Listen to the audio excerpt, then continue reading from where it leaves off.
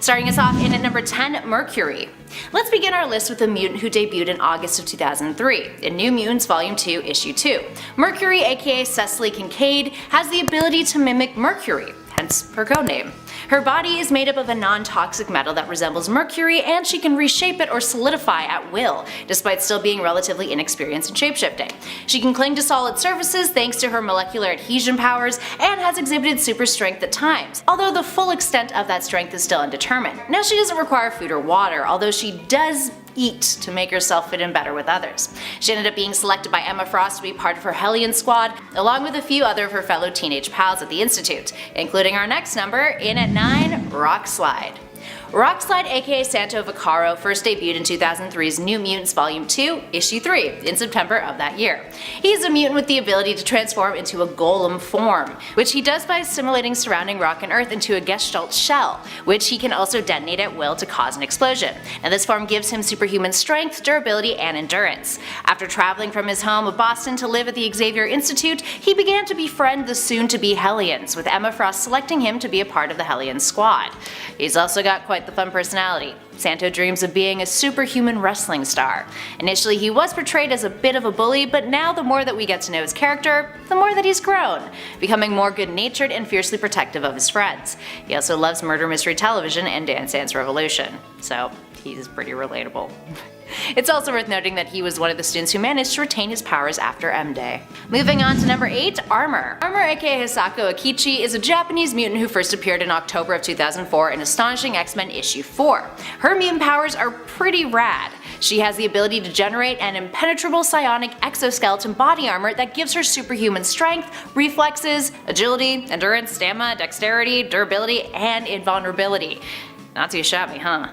Her goal was always to become an X-Man, and she went through some pretty traumatic stuff while she was a student at Xavier's. After the alien villain Ord attacked the school, her best friend Wing had been injected with a cure for his mutant ability, and eventually he committed suicide because of it, with Armor, along with Kitty Pryde and other students at the time, all being trapped inside the danger room with his reanimated corpse. That happened when the room became sentient and hostile towards them, so not a good experience for her, needless to say. In at number 7, Blindfold. Blindfold is Ruth Aldine, a character who first debuted in Astonishing X-Men Volume 3, Issue 7 in 2005, despite being mentioned several months prior in the same series as Issue 4. Now, she was created by Joss Whedon and John Cassaday, and she's got some wickedly powerful abilities. She's a telepath, is capable of retrocognition, clairvoyance, precognition, reality anchoring, astral projecting, and psychic energy manifestation. Over the years, she's had some other powers that she's lost or regained, including telekinesis, chaos manipulation, and accelerated probability. Now, ever since she was a child, Ruth has worn a blindfold over her eyes in order to cover up her mutation. She was born without eyes, but has powerful psionic abilities. Now, her powers are neutralized when she's in the presence of another precognitive, like Destiny, who explained that when two precogs are in close proximity to each other, it's like they're two magnets pressed together positive pole to positive pole, negatively affecting each other's powers. These days, after Dawn of X, Ruth's predictions about her future proved to be true. She knew that there would be a utopia for most mutants, but because of her precognition abilities and Moira Mctaggart's demands that no precogs be allowed on Krakoa, she was not able to join her peers. And at number 6, Bling. Roxy Washington is Bling, with an exclamation point. A mutant who attended the Xavier Institute and was a part of the X-Men in Training Squad, first appearing in X-Men Volume 2, Issue 171 in 2005. She's the daughter of a celebrity couple, two hip-hop artists named Daddy Libido and Sexy Mother. And because of this, she had often been targeted by kidnappers or assassins because of her parents' fame. She had no desire to follow in her family's footsteps, and being a mutant who had a diamond form and superhuman durability, and an ability to project diamond shards to boot, she came to the Xavier Institute and was trained under Gambit, under his squad. She's also bisexual and had a big old crush on Rogue. I mean, who doesn't? Aside from her genius powers, she's got a genius level intellect, she's a master engineer, and at one point she was recruited for Angel's board at Worthington Industries. She's also not overly caught up in the mutant-human dynamic, she kind of prefers to just not deal with it. To each their own. And at number 5, Trance. Next up we have another mutant who debuted in 2005, Trance. Trance first hit the scene in New X-Men Academy X issue 12. Trance, whose name is Hope Abbott, is a mutant with a particularly interesting power. She has an energetic astral projective form in which she projects her astral self and can travel over far distances in this form. as well as avoid physical injury and can produce a disruptive energy surge. The first time her powers manifested in her hometown of Bloomfield Hills, Michigan, it looked as if a ghost had come out of her body, and it actually gave her father a heart attack. She was then sent by her parents to the Xavier Institute in hopes of her being cured of this mutation. Culturally sophisticated and voted the best dressed by her classmates, Hope never really made the cut when it came to the formation of a new X-Men team, but she stayed at the Institute to train further. She has a decent amount of untapped power that she's yet to learn to control, like creating arcing energy surges that can stun foes, and bend metal or concrete. In at number 4, Grey Malkin. Jumping forward a few years for this one, let's talk about Jonas Grey Malkin, a character who first appeared in Young X-Men issue 1 in June of 2008. Jonas is quite old, narratively speaking. He was born in pre-revolutionary America and spent his youth coming to terms with his sexuality, having realized that he was gay. His father caught him with another boy one day in their family's barn, and believing that Jonas was an abomination and the spawn of the devil because he was super Christian, he beat Jonas to death, or at least he thought Jonas had died. His father buried him alive in the nearby woods, and this is what triggered Jonas's mutant powers, allowing him to survive around 200 years underground, which just so happened to be under the Xavier Institute. Turns out he's actually an ancestor of Charles Xavier's. Now, when a Sentinel attack destroyed the school, he was unearthed.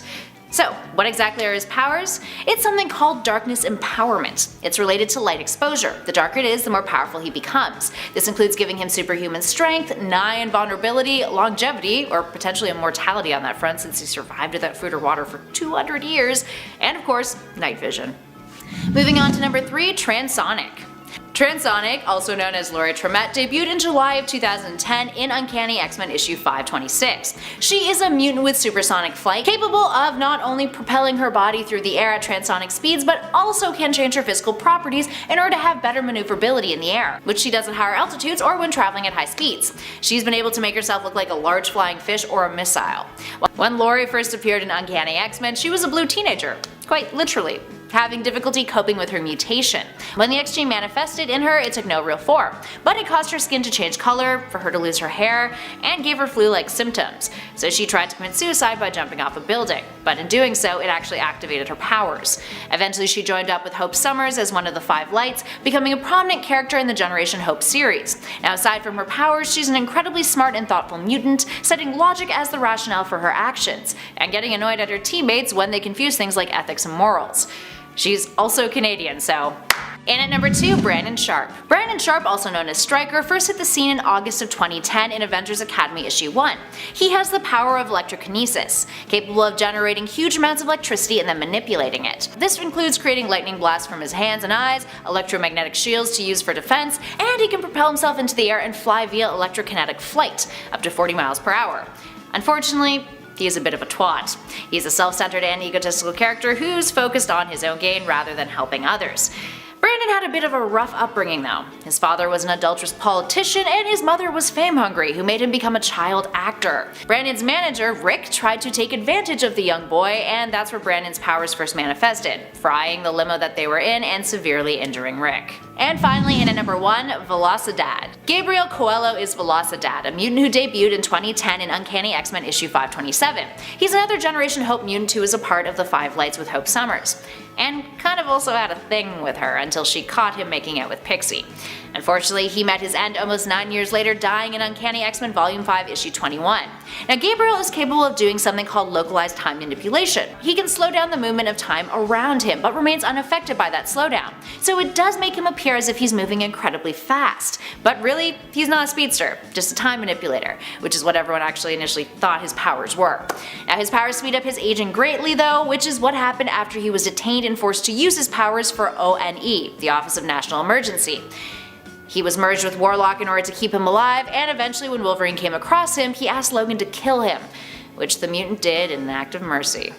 Told you it didn't end well. Number 10. Kid Omega. Kid Omega, aka Quentin Quire, has also been described as an Omega level telepath and telekinetic before. He joined up with the Xavier Institute later in the new X-Men series in issue 134. Quickly, Quentin became a prized student of Xavier's, who saw within him a great potential, as brilliant and as talented as he was. However, over time and with the revelation that he had been adopted, he became more rebellious and egotistical. He questioned Professor X and the professor's dream for the world, for humans and mutant kind to coexist in harmony. He began using the mutant drug Kick and created a gang called the Omega Gang, which set out attacking humans. Eventually he was beaten down by the Stepford Cuckoos and he reformed, though he would continue to be known for having a bit of an attitude and a rebellious streak. But hey, isn't that why we love him? Or is that why we hate him? I don't know. You tell me. You be the judge. Quentin Quire, love or hate? Number 9. Prodigy. Prodigy is David Elaine, a mutant who is often associated with the X-Men and who attended the Xavier Institute. He came to the famous mutant school after trying to hide his powers. David has always been a smart kid, but he started noticing one day that he knew things that he simply just couldn't have known, and that he didn't remember learning. It turned out that David had been telepathically absorbing knowledge and skill sets from the minds of those around him. Feeling bad about his ability, like it gave him an unfair edge and meant he was kind of cheating, he sought to hide it and doubled down on studying to improve his knowledge naturally. Unfortunately, the mutant hate group Purity ended up uncovering his secret and outing him as a mutant, causing him to turn to the Xavier Institute. He would lose his abilities on M-Day, but still remain a valuable hero with all of the knowledge he retained later becoming fully accessible to him again. Being a mutant with studious telepathic abilities, I also love that he was originally depicted as needing glasses. Though of course in a land of magic and superpowers, he was later cured of his need for corrective lenses by mutant Elixir. Number 8. Elixir. Josh Foley is an Omega level mutant. He found himself at the Xavier Institute after being rejected by his friends and his family because of his mutant status. Sad face. Originally he was part of the anti-mutant group, the Reavers, but discovered during a fight with some mutant students that he actually was a mutant himself with healing abilities, which he used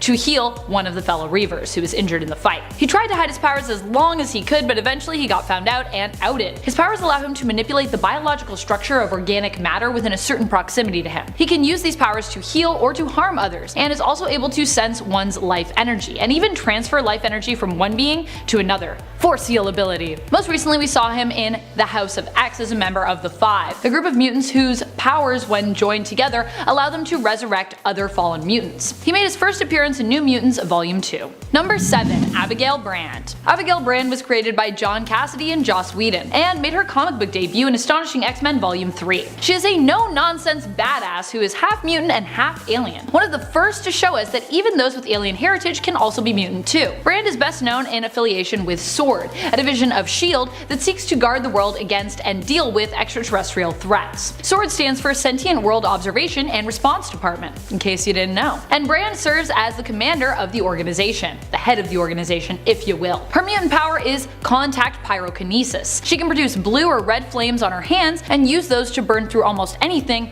or anyone that gets in her way. So watch out for Abigail Brandt, she'll mess you up. Number 6. Oya. Despite making her first appearance in Uncanny X-Men, the original X-Men series, Hijack still didn't end up joining the group until 2010. Yeah, that original series went on for a long time. Hijack made her first appearance in issue 528. Hijack's powers involve thermal manipulation. She can convert thermal energy into extreme hot or extreme cold, but she does need thermal energy in order to be able to do this. She can't just create flames or ice on her own. Hijack was discovered by the X-Men through Cerebra. When her powers activated, she accidentally killed her family by burning down her village in Oyo State, Nigeria. The military showed up seeking to stop and destroy her, but Hope and Storm rescued her. Yay! Number 5. Brew. Oh my goodness, I love Brew so much. I love Brew too much. Calm down, Amanda. So Brew has to be one of the cutest mutants on this list, just FYI. Brew is a mutant and a member of the Brood alien race. Brood are typically born with an urge to kill and consume. They do not understand compassion and empathy in the same way that humans do. But Brew was born with compassion, which actually made him a mutant of the race, and also helped him to become independent, separating himself from the hive mind and developing his own sense of self with the ability to make his own decisions. Well, you might not think of compassion as a mutant ability. For the Brood, it very much is. In fact, when young Brood are born with such mutations, they are usually deemed as a reject and killed. But due to the dwindling population of the Brood Queen allowed Brood to live. He studied at Jean Grey's mutant school for higher learning. And he wears a cute little suit. It's so cute. Never thought Brood could be as cute, but there you go. There you have it. Anything is possible if you believe. Number 4. Genesis. Genesis was created by Phantom X using the World, a research facility created by the Weapon Plus program, which had been shrunken down to portable size. Think Hank Pym's Lil Quantum Lab in the Ant-Man and the Wasp MCU film. But smaller than that. Genesis, aka Evan Sabineur, is the clone of young Apocalypse. Phantom X created Evan to help overthrow Angel, who had become Apocalypse's Horseman of Death and sought to replace him. Evan was raised to be basically a good version of Apocalypse, what the X-Men villain would be like as a hero, if you will. Evan has already shown that he possesses some of the original Apocalypse's powers and abilities, including super strength and durability, matter manipulation, and energy manipulation. And it is likely that as he grows, he will develop even more of his abilities. Probably. Possibly. We'll see what happens. Number 3. Sprite. Not to be confused with the Eternal Sprite, this Sprite is also known as Jiujing. In fact, she got her codename from Wolverine, who gave it to her in reference to not the Eternal Sprite, but to Kitty Pryde, who actually once went by the same codename. Upon having her mutant abilities manifest, Jia became determined to become the greatest X-Men ever, to honor her family and her country, China. Jia's mutant abilities are tied to her appearance. She has wings and resembles a fairy. Her skin is also durable and rock-like, and her body is somewhat morphable. Number 2. Shark Girl. Shark Girl was originally Ayer dos Santos, a young girl from Brazil who one day noticed an intense craving to eat fish. This was the first sign of her powers manifesting, which eventually resulted in her becoming a mutant were-shark. She ended up enrolling in the Jean Grey School for Higher Learning, but takes weekends off to return to her home in Brazil. Her powers allow her to resemble a shark while maintaining her own mind and memories, and not resemble a shark to the point that, she can't walk. She is more of a land shark usually, part humanoid, still able to stand and walk around on her legs and also use her hands. This form also enhances her physiology, giving her increased strength and speed and allowing her to breathe both underwater and on land. She was already a great swimmer, but her mutant powers enhance her ability even more. While in her shark form, however, she is also susceptible to going into a blood frenzy, like most sharks are occasionally known to do. So whatever you do, don't bleed around her. She might try to eat you. It's not her fault. Number 1. Amy. That's right, her name's just Amy. And we're going to finish it off with a sob story, to remind us of all the mutants we have both gained and lost over the years. Though with the 5 existing in House/Powers of X, maybe we'll get all those lost mutants back, eventually, at some point, unless things change. We'll see. Amy was a mutant who was trapped in the Red Skull's concentration camp on Genosha. She made her first appearance in Magneto Volume 3, Issue number 9. Amy had illusion-based powers that became warped after suffering the horrors of the camp. When Magneto freed her, these powers started wreaking havoc. She ended up creating monsters and nightmares from others' fears and haunted psyches. Amy's powers allow her to create 3D constructs, and when these nightmarish constructs started to kill, it became apparent that either her or those whose nightmares she possessed needed to die in order to put a stop to her malfunctioning powers. Amy, being the angel that she is, decided to sacrifice herself, not finding much reason to live anyways, as tortured as she was. Poor Amy. Oh, she didn't even last 10 issues. I just feel really bad for her. No. Number 10. Eye Boy. While Trevor Hawkins may seem like an absurd mutant all covered in eyes and whatnot, I wouldn't write him off just yet. His mutation revealed itself following the events of the Avengers vs. X-Men. He has died multiple times since his introduction in the Wolverine and the X-Men series, but he always keeps randomly coming back. As I said, you might think his death has occurred so many times because his abilities could be deemed as lame. What use is being covered in eyeballs? Sounds more inconvenient than anything. But his multiple eyes have actually granted Trevor some pretty cool powers. For one, he's been shown to be able to use his eyes and the multiple perceptions from them in target practice, making him a really proficient marksman. His improved vision also allows him to be better at reading people's nonverbal cues, giving him greater insight into those people that he interacts with. People or mutants. This also translates into battle by giving him enhanced perception when it comes to an incoming attack, being able to tell when someone is about to pull a punch, etc, etc. And of course, his eyes also allow him to see on both a microscopic and a telescopic level, meaning he can see a little speck of dust or see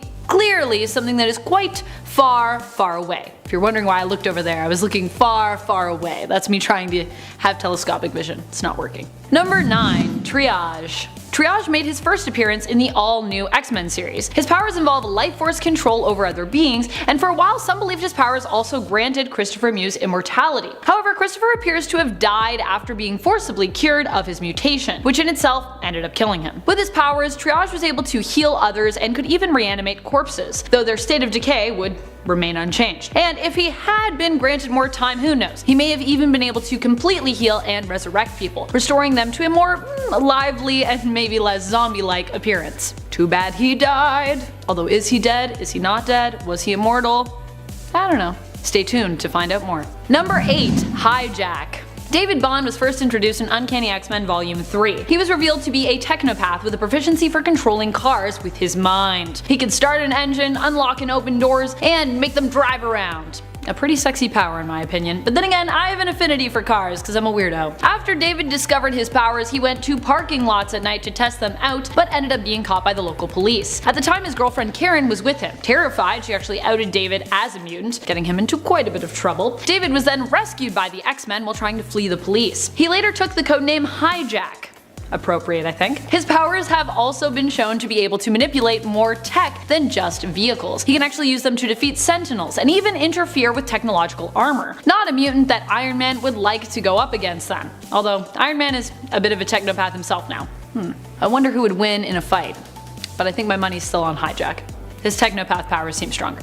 Come at me if you think Iron Man would win, but I don't know. Number 7. Forget-Me-Not. Propositional existentialism incarnate. To be or not to be? That is the question. With Forget-Me-Not you can actually never be quite sure, although you probably would be more inclined to think that he didn't exist.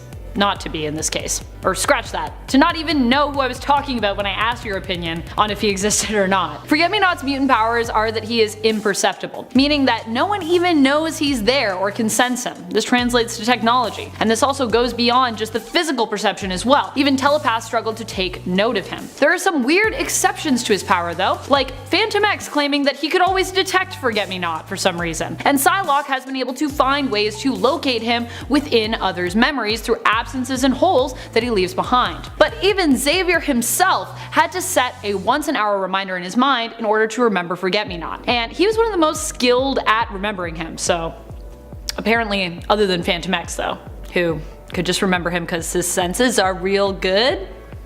I don't believe it. I think Phantom X is fibbing. He's just trying to sound cool. It's like, I always knew he was here. I can see him right now. It's fine. He's overweight. Rude. Number 6.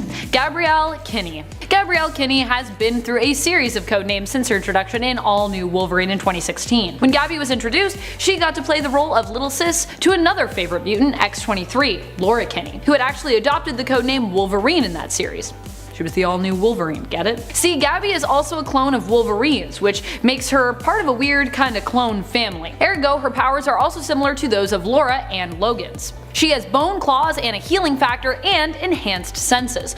But she also has a different ability than her predecessors. She cannot feel pain, making her an extremely tough mutant to go up against. Also probably be hard for her to know when she's like getting close to being defeated.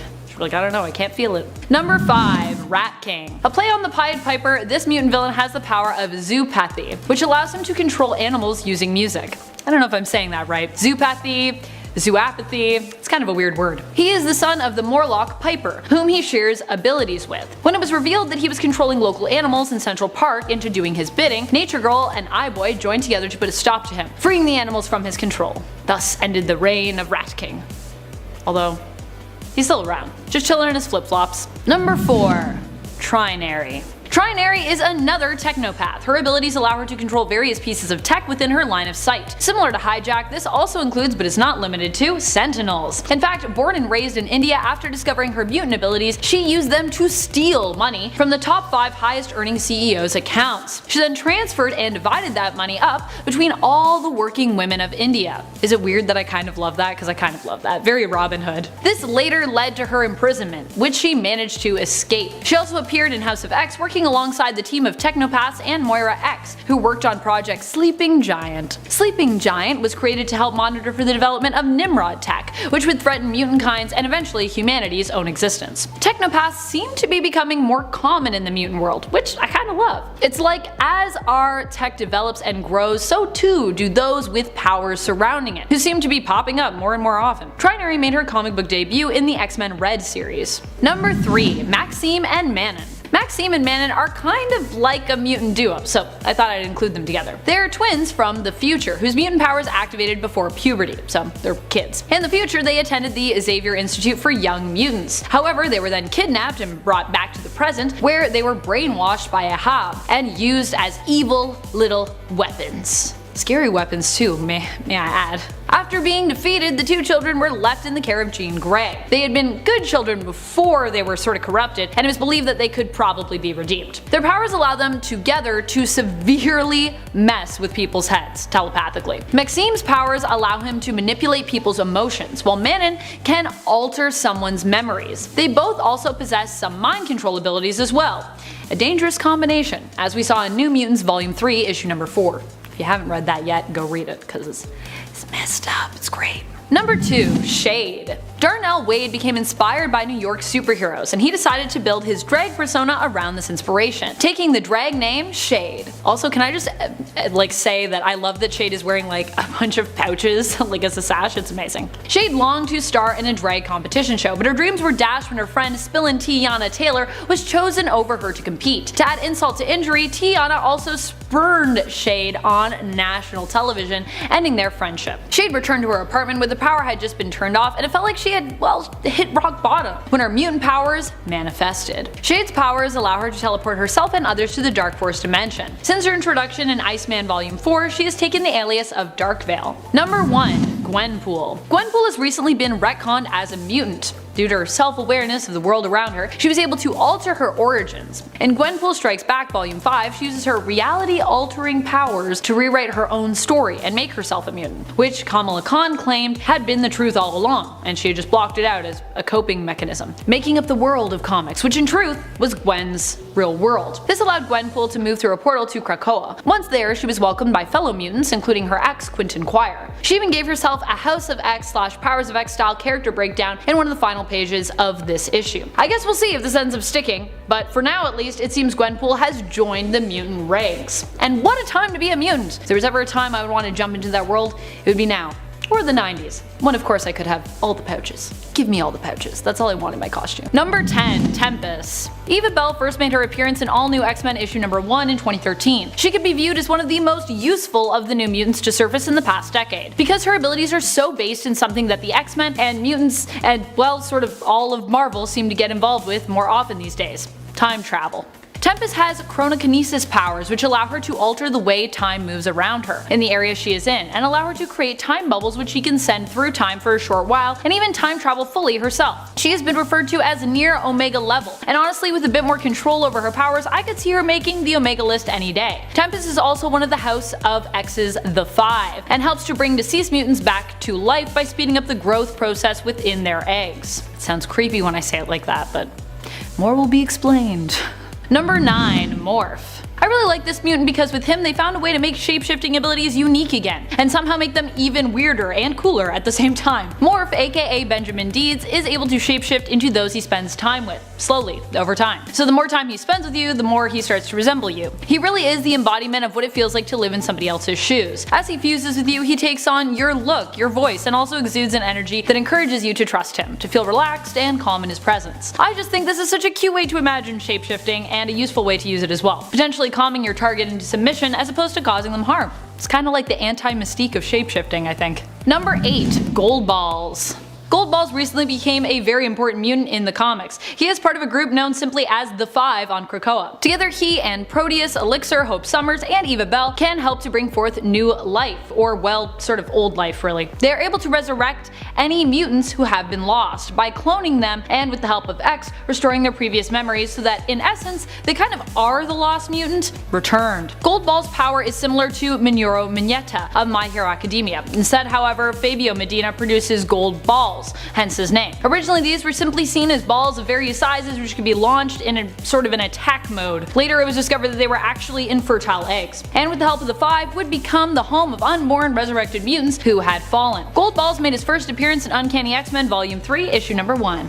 Number 7. Ellie Camacho. Eleanor is the daughter of Deadpool and Carmelita Karma Camacho. That's right, Deadpool is a daughter, if you can believe it. Carmelita and Deadpool were being held hostage together, and fearing that she would die, Carmelita decided she wanted her last acts to be those of love. Her and Deadpool were rescued right in the middle of this act of love, but he still managed to get her pregnant. She initially raised baby Ellie on her own, but did track down Deadpool to at least get him to recognize his daughter and take some responsibility. That was during the time that he was actually working for Butler and constantly having his mind wiped. Butler saw the child as an opportunity, and before Deadpool could scare off Carmelita and baby Ellie, took a blood sample from the baby. This happened in Deadpool Volume 3, issue 34, 24 out of 2013. And in this issue, we learned that the results of that blood test proved that Ellie had an active X gene, meaning she was a mutant who would one day grow up to manifest powers. We don't know what they are yet, but I'm sure they're gonna be amazing. Also, she's a mutant, so cool.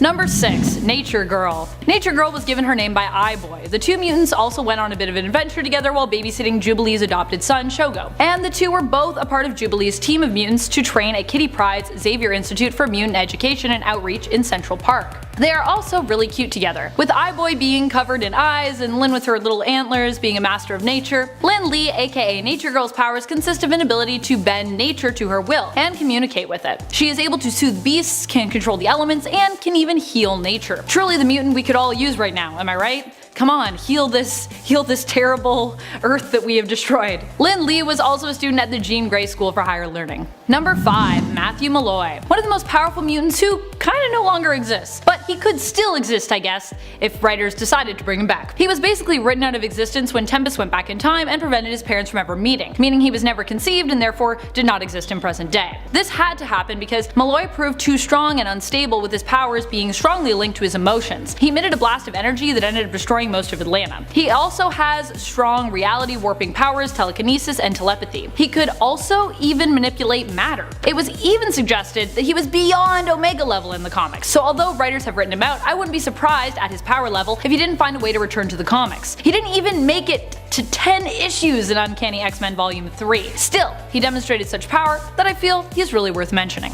You know, we might see him again someday. Who knows? Number 4. Sapna. While Sapna may have only existed in corporal form for only a short time in the comics, it's possible she could actually live on forever in Magic's Soul Sword. Sapna was a young mutant girl who appeared to have magical powers at first. This intrigued Magic, who wanted to know the extent of the young mutant's powers, and so took her to see Doctor Strange. It turned out that she actually had language-based powers, but because her powers manifested while she was in limbo, this caused her to absorb all of the magical and demonic knowledge of that realm, meaning that she could control demons and open gateways to other realms and dimensions. Magic was attempting to train her when Sapna had visions of doing harm to Magic, and that made her run away. The being that offered her help only wanted to use her, and Magic was forced to kill Sapna with her soul sword. However, this also preserved Sapna's soul within it, allowing her to live on in spirit, sort of. So she's like dead, but she's in her soul sword, so, you know.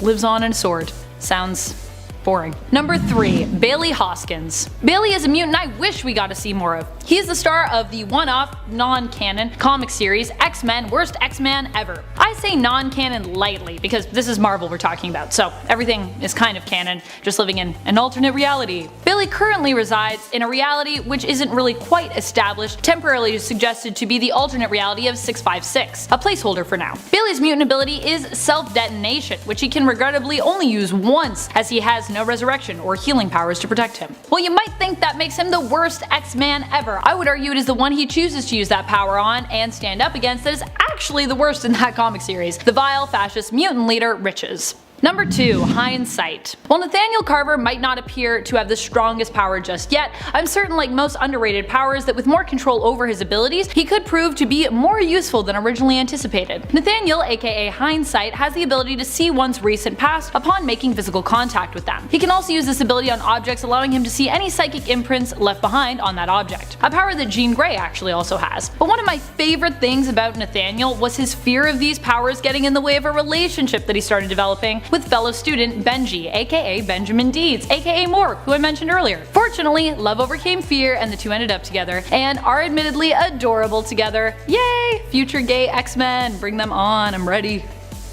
Give me all the gay X-Men. Number 1. Moira Mctaggart. One amazing revelation we got from the House of X Powers of X series was the truth behind Moira Mctaggart. Moira has always been painted as an ally to the X-Men, but in House of X we found out what really drew her to their cause. Although Moira has been a long-standing character in the comics, first appearing in 1975, it wasn't until recently that we discovered she was a mutant. Dun dun dun! It turns out that her power is to live her life again, allowing her to see the different outcomes of different futures and allowing her to effectively alter her own fate as well as the world's with her life choices. Her resurrection power is an odd one, and Destiny confessed to Moira that she only saw her living a maximum of 11 lives, if she played her cards right. Still, when used correctly, it would appear to be a powerful mutant ability, as you see in House of X if you read it.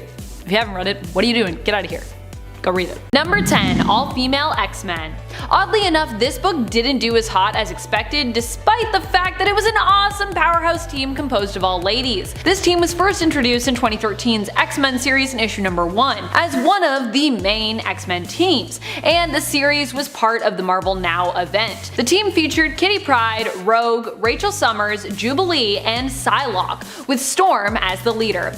This team was the first in the history of the X-Men to be an all-female team with its own book. So while it was not a commercial success, it's still an important part of X-Men history to be noted for sure. Number 9. Chuck Austin's Uncanny X-Men. At least, I kind of hope you've never heard of this one, because if you have, you probably just forgot about it after years of trying, and now I'm traumatizing you by bringing it back up. This is the team that featured Stacy X. Yeah. I like Stacy X, but I can also see why her character and this run were super problematic. Austin's run on Uncanny X-Men began in issue 410 and ran till issue 443. The problem here wasn't so much to do with the members of the team as the subject matter. Many people feel that Austin's run was hypersexual, and he also gave us the revelation that Nightcrawler's dad was Azazel, which honestly isn't that terrible, but then he also gave us the weird Draco storyline with the X-Men versus the NeoFem, which was something. It was a time. All in, this was definitely a controversial run, especially considering the relationship between Husk and Angel.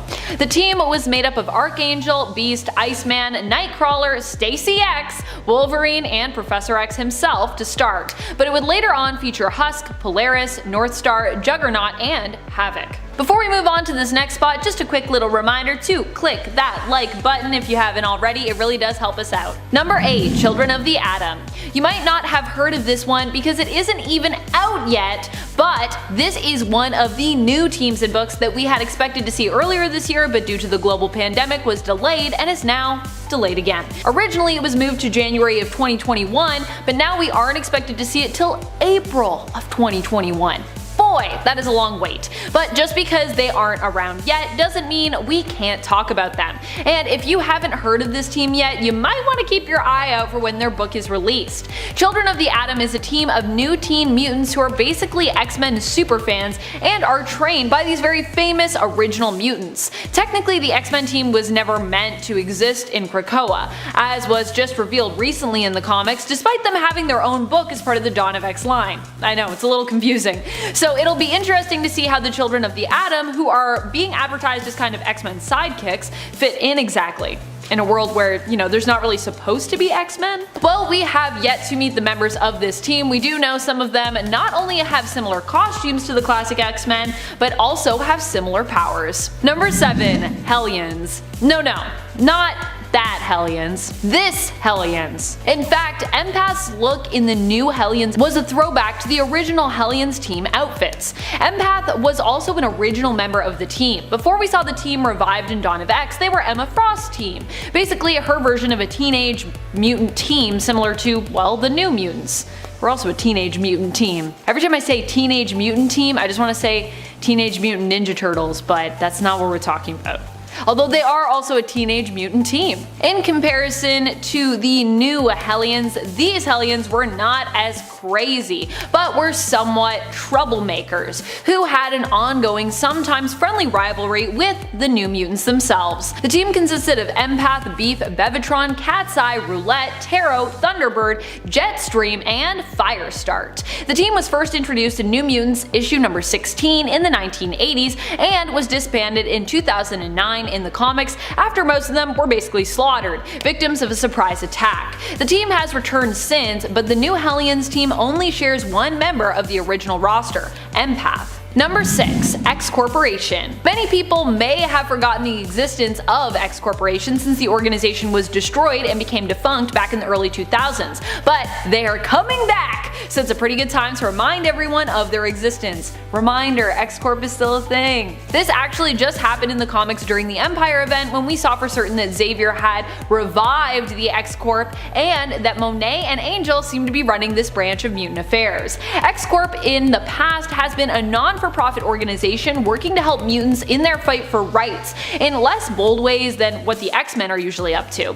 It also provided a place of refuge for mutants who needed it, until the global organization had their various branches targeted and blown up around the globe following the events of M-Day. X-Corp will be getting their own book in the Dawn of X line, which I am way too excited about. I just want to see Angel get a moment in the spotlight, you know? Many believe the book to have been cancelled, but Jonathan Hickman actually confirmed early in December that it is still very much a go. Number 5. X-Men The End. In this series, we saw a bunch of teams kind of come together, ending in one big one, and Chris Claremont's The End. I like this X-Men team as well because although she died pretty early on in terms of her appearance here, we also get a shout out at least to Dust. And Dust is such an underrated X-Men in my opinion. This comic also introduces us to the future daughter of Bishop and Deathbird, Aaliyah Bishop. The final X-Men team features Kitty Pryde, Wolfsbane, Karma, North Star, Dust, Martha Johansson aka No Girl, the Cuckoos, Cyclops, and a subgroup known as the Heavy Hitters, which features Wither, Frenzy, Polaris, Juggernaut, and Kid Colossus. Number 4. The Upstarts. Speaking of young mutant teams that are lesser known like the Hellions, we also have their straight up not friendly at all rivals, the Upstarts. The Upstarts were definitely a more villainous crew in comparison to the Hellions, just in general, as their whole goal was to basically kill mutants. The Upstarts were a mutant team created by Selene, the Black Queen of the Hellfire Club. She put the team together in order to test the members, getting them to compete for points which would be awarded whenever they killed mutants, based on the mutants' power set. Originally, the young group of mutants involved were unnamed and were promised that whoever got the most points would win a prize, which remained a mystery pretty much through all of the comics that they were featured in. I bet it's cake, and I bet it's a lie. Although I think it was also mentioned at one point somewhere that it was immortality, so in case you were wondering, for realsies. Number 3. Battle of the Atom Future X-Men. While everyone might focus on the Battle of the Atom Future Brotherhood team, as Raze has a tendency to steal the show, plus my girl Zorn Jean, and also featuring Molly Hayes, people tend to forget about the awesomeness that was the Future X-Men team. The real X-Men team. This team featured a much more skilled Iceman, who now was known as Ice Wizard, Wiccan, who had become Sorcerer Supreme, Chimera, who is believed to be Storm's daughter that she had with Black Panther, Shogo, Jubilee's son, known as Sentinel X, Colossus armed with Magic Soul Sword, Kid Omega as Phoenix, and Jubilee as Wolverine. Number 2. Extreme Sanctions Executive. The other XSE. This team also spiraled out of the team that we talked about previously on part 1 of this list, Extreme X-Men. XSE here stands for the Extreme Sanctions Executive. Similar to the original XSE that Bishop was a part of in the future, this team is also like a military police force meant to maintain and in some cases enforce peace is kept between mutants and humans. Storm was asked to create the team by the United Nations and eventually would increase its numbers by recruiting the rest of her X-Men, making this team another government-sanctioned mutant team, like X-Factor was, and still one of the first of those types of teams. Team members have included Bishop, Cannonball, Magma, Rachel Summers is on every team, I love it, Psylocke, Rogue, Sage, Wolverine, X-23, and Gambit. Number 1. X-Animals. If you're an intense X-Men fan, you may be familiar with Mojo's X-Babies, but are you familiar with his other attempts at recreating or recasting Marvel's 616 X-Men after they were believed dead? One such team that attempted to step in was the X-Animals. This was a team of, well, animals, who each took on the role of a different mutant member of the X-Men. We've got a skunk standing in for Rogue, a bulldog for Wolverine, a pig for Dazzler, a rabbit as Havoc, a cat for our Storm, which I kinda love, a bird, possibly a hawk as Longshot, an otter as Psylocke, and a gorilla as Colossus. Sadly, this team was not acceptable as a replacement in Mojo's opinion, and he got rid of them. but I'd love to see them return at some point, if that's possible. Number 10, Deadly Genesis. We can talk about different X-Men and mutant teams here, but I'd also like to touch on some of the rosters as well that you may have forgotten about. This one might be due to selective memory loss, or it could just be because you haven't read the story yet. We are talking here about the X-Men Deadly Genesis limited series, which revealed the next team sent into Krakoa after the X-Men team we know went missing. This team wasn't necessarily a bad one at all. In fact, all of these mutants are kinda super powerful, but they were all basically introduced in this short series, which didn't really help to make us care as much about them as we could have. All in all, this story just had a very early 2000s feel to it. Not that that's a bad thing. The Deadly Genesis X-Men team were a group of kids that Moira Mctaggart was trying to help out. She didn't even really see them as students, and then Charles recruited them and turned them into X-Men.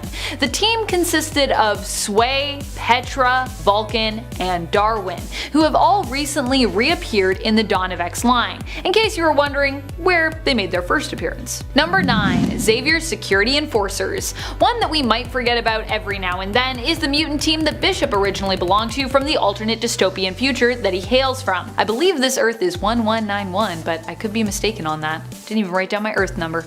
Bothers me. This mutant team is known as the XSE, which stands for Xavier's Security Enforcers. If you know Bishop well and you're a big fan, you likely know this team well, but for those who are new to the character, you might not know about this group of enforcers. The point of the team that Bishop was part of was to preserve the long-dead Professor Charles Xavier's dream, where mutants and humans could exist in harmony, living peacefully together. Bishop has even been known to wield specific future equipment, which he got from XSE, although we haven't seen them in a while. All members of the team wear their mutant tattoo brands like a badge of honor, and the members have included Randall, Malcolm, and Bishop's sister Shard, among others over the years. Before we hop into our number 8 spot, I just want to thank all of you for being here and give you a quick reminder to click that like if you are enjoying this video. It really does help us out. Number 8, Nasty Boys. You might remember the original villainous Marauders team, but do you remember Mr. Sinister's Nasty Boys? Don't worry if you have, because I will never let you forget. Well, both the Marauders and Nasty Boys teams are villainous teams. I couldn't have an obscure mutant team list and not seize the opportunity to remind you all of the Nasty Boys, so here we are. I also just love this name for the team. I personally always read Mr. Sinister with like the most outlandish, flamboyant, yet manipulative pseudo-English accent, so for me it's very fitting that he decided to name his team this. Nasty Boys, so perfect. It fits perfectly with the voice that I have for him in my mind. The Nasty Boys were the team that came after the Marauders. Instead of Gambit being involved in the team, Multiple Man was the generally heroic mutant who got involved. Originally, the team saw Ruckus as leader, with Slab, Gorgeous George, Ramrod, and Hairbag making up the roster. Gorgeous George even resurfaced in Dawn of X more recently. Yay! I might be the only one, but I'm still kinda hoping that the Nasty Boys as well will make a return. Bring them back. Bring them back. Number 7, Outback.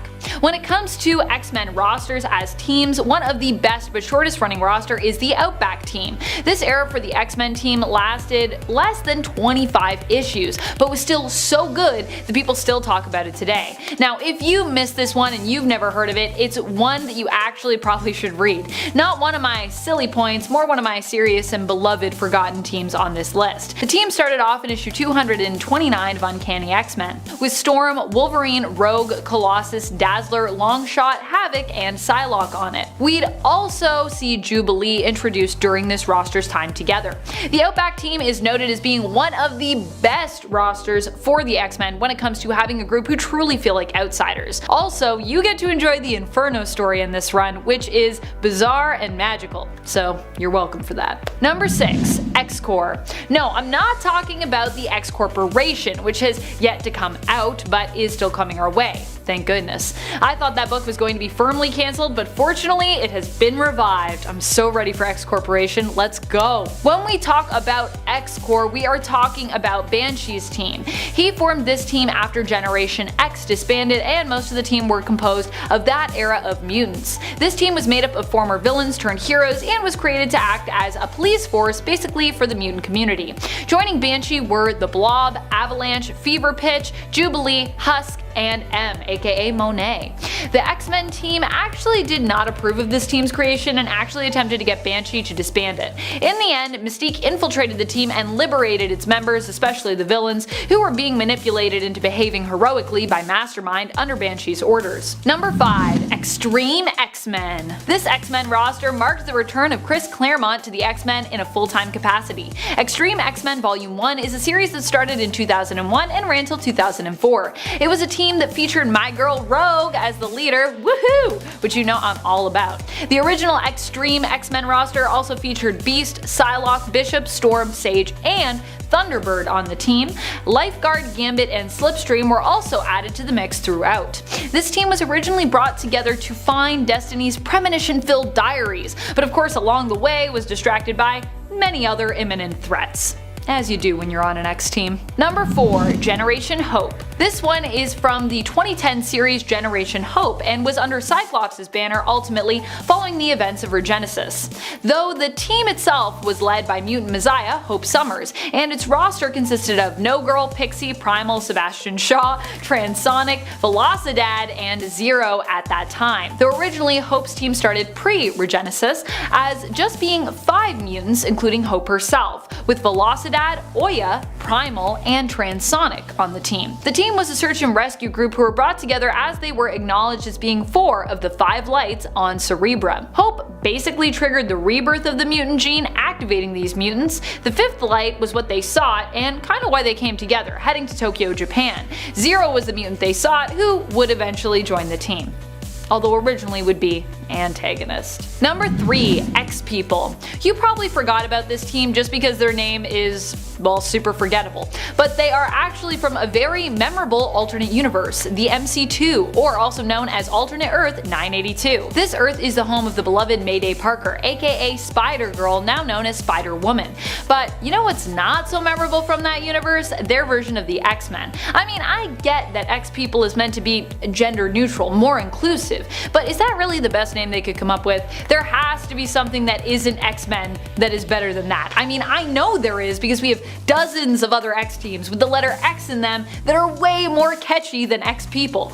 Because of the Earth it is set in, X-People is a team of originally younger mutants who are now older and taking on the role of leaders, mentors, and teachers. Actually, here Jubilee is the team leader, with her core team roster including Simeon, Angry Eagle, Torque, and Spanner. Number 2. Factor 3.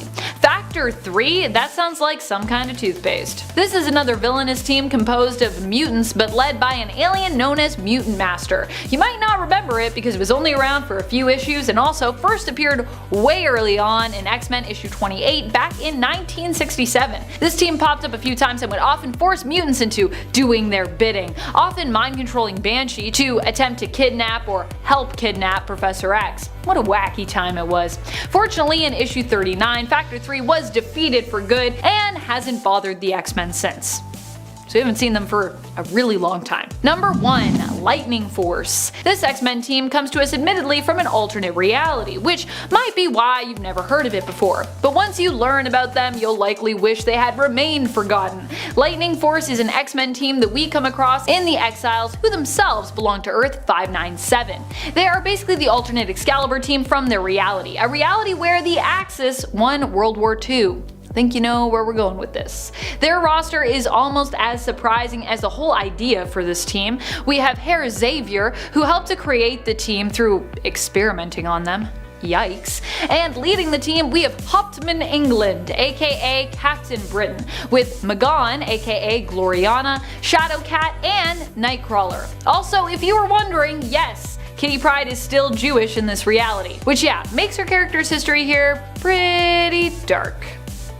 Number 10. Deadpool. If you talk to Wade, he'd consider himself a member, or at the very least former member, of the X-Men. He'd be wrong, but that's how he would likely see it, so for that I'm gonna count him. And there was a time, however, when he did at least appear to hold a probationary status with them, when Cyclops thought it might be better to keep a closer eye on Wilson, who wanted to join up at the time, rather than let him besmirch the name of mutants everywhere with his unchecked actions. That of course didn't last very long, but he has also been a member of the mutant team X-Force. When it comes to joining the Avengers, he's been on a few different Avengers teams. One of his most recent appearances was when he joined Carol Danvers' Captain Marvel's War Avengers in War of the Realms. He's also been a member of Steve Rogers' Captain America's all-new, all-different Avengers, and I don't really know how much more Avengery it gets than serving under Captain America. Avengery, is that a word? It's not, but it is now. Number 9. Kid Omega. Some people don't like to count the West Coast Avengers, but I certainly do. They're just so fun. Of course, one of the recruits on this team is none other than fan favorite Kid Omega, aka Quentin Quire. The character who has a habit of dying repeatedly on Krakoa currently, as part of the Dawn of X line. Kid Omega joined up with Kate Bishop's West Coast Avengers at the beginning of Kelly Thompson's run in 2018. This run, by the way, is just wacky and delightful, and if you have yet to check it out yet, I highly recommend it. Number 8. Cannonball. Cannonball was recruited to the Avengers after the events of Avengers vs. X-Men. Captain America felt during those events the Avengers had in a way let their mutant friends down and could have done more to help them. In an attempt to move past this former conflict and foster more community and trust between the two superhero groups, he recruited Cannonball along with Sunspot to join the Avengers. I always feel like Sunspot makes more of a splash, so I thought it might be nice to also acknowledge Sam's appearance here as a character and often underrated mutant hero. Sam has not only worked alongside the X-Men team, but is also one of the founding members of the New Mutants team as well. Ka-ching! Number 7. X-23. While Laura Kinney may not have been part of the main Avengers team, she was part of the Avengers Academy. She joined up after the events of Fear itself, and during her time there bested Tigra in a sparring match, proving even more so that X-23 would make a deadly addition to the Avengers team someday, should they ever want to recruit her on a more permanent level. X-23, currently known as Wolverine, is a genetic female clone of Logan, created using his genetic material and that of her own creator and birth mother, Sarah Kinney. Laura was raised to be a killing machine, a skillful trained assassin, but ended up escaping the facility and company who raised and used her. Since finding Logan, her genetic father in a way, and the X-Men, she has served on multiple different heroic mutant teams. Number 6. Havoc. Havoc was one of the members of the Uncanny Avengers, composed of a weird mishmash of characters, mutants and non-mutants alike, who initially united to take down the superpowered Red Skull, now armed with the mind of Charles Xavier.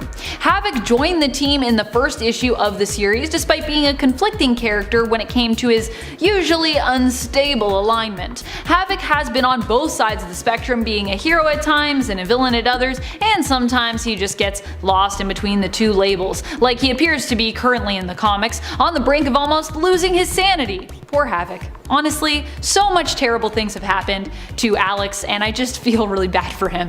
His time starting out with the X-Men was also initially pretty traumatic during the time he spent avoiding joining Xavier's school or team. However, eventually he did end up acquiescing and joining them, happy there for a time before Madeline Pryor came around and, well, corrupted him. Number 5. Magneto. For those who think Magneto is just an evil mutant who is born enemy to the X-Men, he has also spent quite a bit of time working alongside them as well. Most notably, Magneto was actually a leader of the New Mutants team while working alongside the X-Men. Despite the fact that he and Charles haven't always seen eye to eye, even Professor X knows that Eric can be a powerful ally. So, how did he make his way onto the Avengers? Well, this of course happened during the Axis event. After many major heroes had their alignments inverted, Magneto was one of the superpowered now heroes to be recruited into that temporary, technically non-official Avengers team. Number 4. Rogue.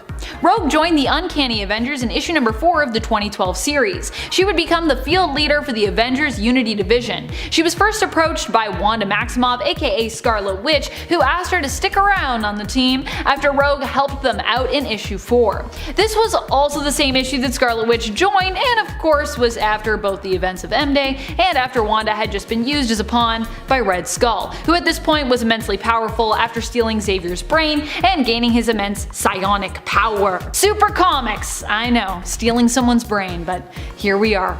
So there was a lot of tension between these two women, but Rogue ultimately did decide to stay on the team. Now, not because Wanda asked her to though, and because she wanted to move on, but because she knew it would be what Professor X would have wanted, and because she basically didn't trust Wanda or her powers and wanted to stick around to keep an eye on her and to prevent her from making a giant mess of this whole situation, which she felt was all Wanda really knew how to do. Ouch. Poor Wanda. She can never catch a break. Number 3. Storm. Storm actually joined up after my number 2 was on the team. We'll talk about them in a minute, no spoilers, but see if you can guess, based on this timing, who is going to be next. Storm ended up joining during Bendis' run on Avengers in 2012 in issue 19 on that run. She was actually recommended to the team when Captain America attempted to re-recruit Black Panther. Now Black Panther said he just wasn't interested at the time, he just wasn't feeling it, and when Cap explained his reason for needing Black Panther as wanting friendly faces, T'Challa told him that what he thought the team needed actually was just more firepower.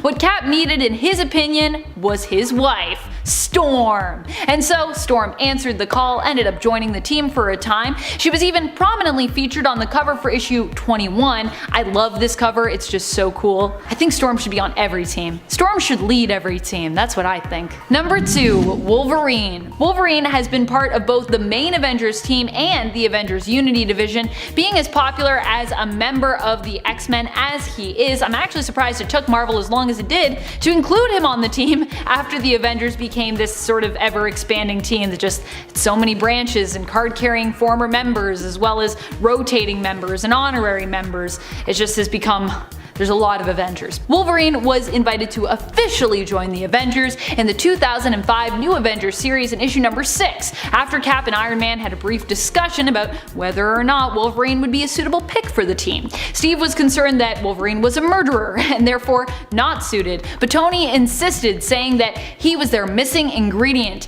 the thing that their new team needed. And also he was like, he's not a murderer, he's a samurai. Or maybe a murderer and a samurai. I think you can be both. I don't know, can you be both? Is that dishonorable? Apologies to any samurai watching this. Number 1. Beast. We've seen Beast featured on the Secret Avengers team, but like me, you may have forgotten that he is essentially a core member of the Avengers, first becoming a probationary member in the Avengers Volume 1 in issue 137, and then gaining full membership in issue 151. Beast was likely the first X-Men member to become a full member of the main team, and although I tend to forget about it because he goes just so far back, he's essentially a core member, or he was a core member for quite a while. If you're wondering how exactly Beast ended up on the Avengers team when the X-Men and Hank's ties to them are so prominent, it was actually just some good timing in terms of what was going on in the comics. X-Men's original run actually ended in 1970 due to the series being cancelled. X-Men would return, but not until the mid-70s. Issue 137 of the Avengers, featuring Beast as a new member on probation, came out in July of 1975. For Hank, this was just after he'd been transformed into the big, bouncing blue beast that we have come to love today. X-Men returned a few months later in August, with Chris Claremont starting his run in issue 94 of X-Men. In other words, the X-Men team being defunct provided some freedom for Beast to join the Avengers, and writers kinda just liked the idea of him working on the team and probably just also loved his look, so it happened. And there was no X-Men at the time, so made sense.